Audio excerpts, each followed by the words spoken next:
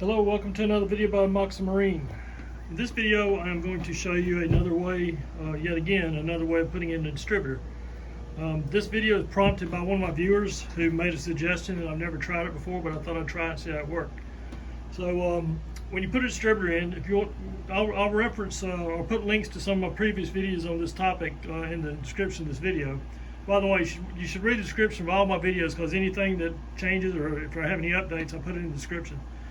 But so I've got the engine on top dead center. You can see the line right here pointing at that notch right there, and I know that because I was watching these two. I've discussed this before. I was watching this rock arm moving, and when it stopped moving, I knew that I had to go around another 306 degrees, or bring this line on around to here from where I was. Once I saw that rocker moving, it was moving when the line was somewhere down in here. So I know it's on top dead center number one, and this happens to be a Volvo Penta engine, and it's a 4.3 V6, same as a Mercruiser. But the Volvo Penta, they never used the Thunderbolt ignition. They used the Delco EST ignition system from the factory, from Volvo Penta factory. So they didn't invent their own ignition like Mercruiser did. They just used Delco, and probably the wiser thing to do. But I've already shown that in the past that this round breather vent here, it's a spark arrestor vent actually, lines up with the number one position of the number one spark plug tire on the distributor cap.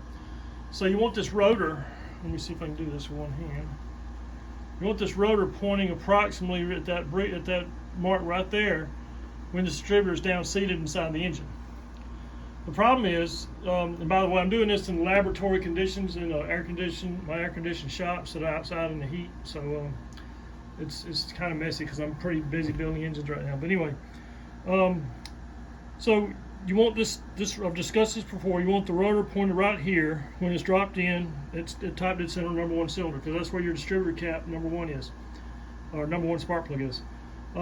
The problem is you have an oil pump down in this hole down here. Let's see if we can show you what that looks like. It's down there. Well, I've already primed this engine. And you see the oil, that notch is pointed approximately about 11:30 if the back of the engine were at 12 o'clock. So that's about 11:30. And I don't even know where this is going to point when I'm done. This looks to me, let's see, once I get it installed, let me see if I can get this in orientation here. I think it goes about like this. If you want that number one pointed straight ahead, it's actually 12 o'clock. So it looks like this part of that little screwdriver blade there in the distributor lines up with the rotor tip there. But so I would say 12 o'clock.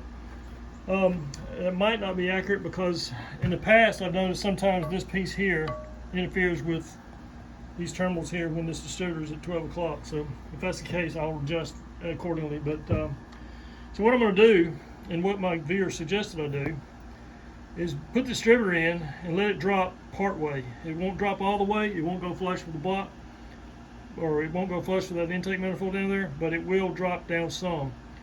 And from that point, you just rotate the engine at the crank, and when the oil pump and the distributor's rotating, the oil pump's not. And as the distributor rotates, once it lines up, it'll drop by gravity right into place, and you don't have to worry about the oil pump. You don't have to worry about where that blade is pointing, because it'll drop in place on its own. Okay, so the first part of this is, you can see I've got the distributor dropped in. The rotor's pointed right on that breather there, that spark arrestor vent, so that's perfect. Engine's at top dead center. It's pointed number one. Everything's fine right here. But you can see that the distributor did not seat down against the engine or the intake manifold there. But that's fine. So at this time, I'm going to go ahead and rotate the engine and watch what happens and see if that distributor drops down. Okay, I'm back. I've got the torque wrench on the front of the motor, and I'm going to go ahead and start rotating. Now you might say, wait a minute, you're moving the motor, you're going to mess up the time. No, because the distributor is already dropped down and it's engaged with the camshaft, so it's already timed. All I'm doing now is trying to get the distributor and the oil pump to line up so the distributor drops on in. Yep, there it went. I'll be dang. That's pretty cool. So there you go. So the distributor just dropped down, and everything's fine. So it's all timed up. So what I'm going to do is rotate this engine 2 times and put it back to top dead center and see if my distributor is still in time after it dropped down, just for the heck of it. I want to see what happens. Before I do that, I'm going to go ahead and that nut back there, that nut right there, I'm going to go ahead and tighten that bracket down on it because the distributor is trying to rotate, and I want that distributor to stay still while I rotate this around and try to see if it's still in time. So I'm going to tighten that nut now, and then I'll show you what happens. Okay, I've almost rotated this engine around 720 degrees, but you can see the rotor is almost pointed back to the breather there. And so let's watch what happens when I get this engine at top. So what I'm doing is I'm rotating the engine, and I'm waiting for the timing mark to get back up here and be lined up with that knots there. If that timing mark is back here, and this rotor is pointed right there, then I know this engine is perfectly timed. It's called static timing. Okay, as you can see, I've got the engine back at top dead center on number 1. The distributor is now rotated around, but the rotor has gone past this mark here and it's pointed over here. Well, all that means is I just need to loosen the distributor, rotate it around to where this breather lines up with the rotor wherever it is at, and the engine will be statically timed. It'll be perfectly static timed. It's good enough to start it, get it to start on. So this method works pretty good. So in the past, when I've said you have to line up the distributor or line up the oil pump with the distributor before you drop it in and go through all that hassle, you don't have to do that. All you have to do is drop your distributor in, get it, you rotate the distributor, just your rotor just a little bit over, like if you're trying to line it up with that, you put it over here a little bit because as it drops down, it's those helical gears. But have it drop down, don't worry about the oil pump, rotate your engine, distributor drop in place, and everything be set. And then all you have to do, once your distributor drops in place, rotate it around to where this mark lines up with that rotor. So this applies to any distributor, not just the Delco ESC. Anytime you have a distributor, find your number 1 spark plug point or number 1 spark plug tower on the distributor cap, follow the cap down to the distributor body, and then point this rotor at that distributor body wherever the number 1 spark plug is when the engine's at top dead center number 1, and that's it, your time. In the previous segment of this video, I showed something when I dropped the distributor in that wasn't quite right, so I wanted to do this over and resolve that discrepancy or that confusion. So I'll pull the distributor back out, and I'm going to do this over. And so the engine is still on top dead center, on number 1. And so as I dropped the distributor in, before I'd showed this rotor pointed, get it right, directly at that screen right there, when this thing was not fully dropped in. Well, that was incorrect. So I'm going to do this again, and this time I'm going to rotate the distributor a little bit further. I'm going to rotate this rotor a little bit further counterclockwise, so when it drops in, it'll be approximately, no, that's not working. Let me go read it again. I don't think that's right either. Hold on. Maybe a little too far. So what I'm doing is I'm moving the gear over 1 tooth at a time and pulling it back out and trying to get it right, maybe right there. Let's see if that works. So I think that's better. So in actuality, when you're doing it this method with the distributor not quite seated, you want this rotor pointing just to the right of that mark, not right on it, because when it finally drops in, it'll be right on the money. So let's try that again. I've got it, like I say, the rotor's now pointed. It's down into the engine, but it's not dropped down to the oil pump yet. So let's try it again and see if this thing rotates this time when it drops right at that mark there. Let's try it again.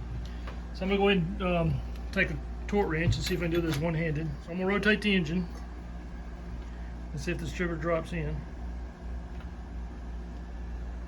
May take a little bit longer this time. Shouldn't take more than 180 degrees though. I see my rotor's already rotating. Just what's happening is the rotor's, there we go. So it just dropped in. All right, so now the distributor has dropped in. Let's keep on going around 2 times, or not quite 2 times, and see if the rotor points. Now this rotor should point right there. Okay, so off camera I rotated the engine almost not quite 2 turns to get it back to top dead center on number 1 again. And now this is the perfect result that I wanted to see. So this time, since the rotor was not pointed there when it dropped down, it is now pointed at that mark. So the distributor is timed right now and it's pointed at the number 1 cylinder. I don't have to manipulate the distributor body to get it timed up. In the previous segment's video, when this was pointed there but the distributor had not dropped, once the distributor dropped, this rotor moved over to about right here, is pointing somewhere right here. So in order to get the engine time right, I had to rotate this body like that to line up with the rotor. Well, I don't want to do that. I wanted the distributor to be right where I wanted it, like right there. And now that I've done this and the rotor is pointed over here, when it dropped it dropped the second half down, it's now lined up where I want it. So this is the result I was trying to get the first time in the first segment of this video, but I didn't quite do it right. So again, using this method, you point the rotor probably way over here, and then when it drops halfway, it'll be there. It'll be not quite there. And then when it drops the rest of the way, it'll be here. And that's how you do this. And all I'm doing is putting the distributor in, rotating the engine, and the distributor, bottom distributor is engaging with the oil pump when they line up. This is a lot faster and a lot easier than trying to turn the oil pump and guess where it's going to be and get the distributor right. It's just a pain. So this is a whole lot easier. And I really want to tell, if I can find the viewer that told me this, I want to tell them how much I appreciate the tip. So this is going to save me some time. I'll be doing this on every engine I build from now on. This is a huge time saver. So just want to point that out, and that's something that this is a great tip that I got from a viewer. I want to cover something else while I'm at it. So the distributor cap goes on top here, and this is pointed towards the #1 cylinder. And since I've got the engine at top dead center #1, this has to point to the #1 cylinder. Okay, I mean the #1 tower in the distributor cap that goes to #1. But that's all arbitrary. You could put this, if you drop the distributor in over here, wherever it points, you can rotate the distributor to the closest tower and use that as #1 and go 1, 6, 5, 4, 3, 2. You can move your wires around accordingly, find one and go in the firing order clockwise, and you put your wires on the cap in any order you want. I mean, any place you want to. You don't have to be, this doesn't have to be 1. The reason this is 1 is because sometimes the caps are marked #1. That's the first reason. But it's also customary to put the #1 cylinder or #1 spark plug wire on the cap where the book or the manual tells you to. So the next mechanic that works on this engine won't think you're an idiot for putting the wires in the wrong place. They will generally, a lot of mechanics will generally take the distributor out, retime it, and put it back the way it was from the factory. I know I've done that a few times. But let's say you're in a hurry, and one of the most common things you get wrong is putting this distributor 180 degrees out. So, for example, if this was on top dead center number, let's say 4 instead of 1, this rotor 4 is back here. But if I had the engine set there, then I would have to put, if I mistimed it, then I would put and had this over there at #1. Then I would put my #1 distributor wire or #1 spark plug wire over here, and it'll still run just 1 and go 6, 5, 4, 3, 2 in the clockwise order. So what I'm saying is the actual location of the wires, other than being non-standard, is totally arbitrary and up to the mechanic who puts it in. But general best practice is to put the wires back the way the factory labels #1. So I just wanted to clarify that and let people know that the wires don't absolutely have to be where the factory shows them. That wraps this video up. I hope this clarifies things, made it a little clearer than the first segment, and hope you learned something from this video, and subscribe if you haven't already. Thanks for watching.